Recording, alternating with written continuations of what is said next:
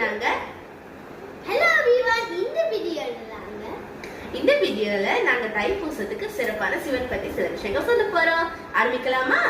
So இந்த தைப்பூசம் தை மாதத்துல பூச நட்சத்திரத்துல முழு பௌர்ணமி அதாவது முழு நிலவு வரும்போதுதான் இந்த தைப்பூச நாள் வருது. இதுதான் தைப்பூசம் எங்கிற நாளுக்கு அர்த்தம். அப்புறமா உலகம் தான் தைப்பூசத்திலேயே பிறந்துச்சுன்னு சொல்றாங்க. ஏன்னா சிவன் தான் அந்த உலகத்தை தைப்பூசம் அன்னைக்கு படைச்சாரு. அதனாலதான் இந்த நாளை இன்னும் சிறப்பா கொண்டாடுறோம்னு சொல்றாங்க. அப்புறமா இன்னைக்கு அதாவது தைப்பூசங்கிற நாள்லதான் சிவனும் பார்வதியும் சேர்ந்து ஆனந்த தாண்டவம் ஆடினாங்க. அப்புறமா உங்களுக்கு காவடி தெரியும்ல, அது முருகனுக்கு தான் எடுப்பாங்கன்னு எல்லாரும் நினைக்கிறாங்க.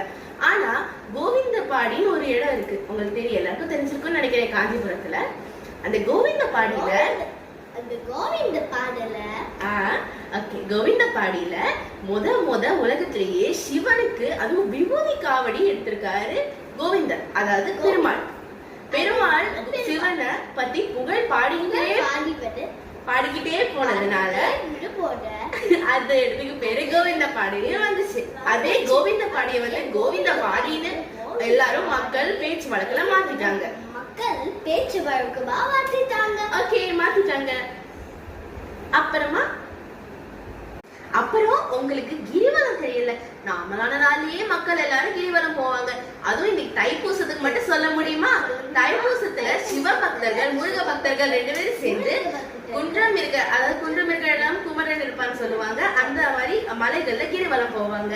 இன்னைக்கு சிறப்பான நாள்ல நான் சிவன் பத்தி சில விஷயங்கள் சொல்லிட்டேன். இன்னொரு வீடியோல நான் உங்களுக்கு முருகன் பத்தி சில விஷயங்கள் சொல்றேன். அடுத்த வீடியோல பார்க்கலாமா? பாய். அடுத்த வீடியோல பார்க்கலாமா? பாய்.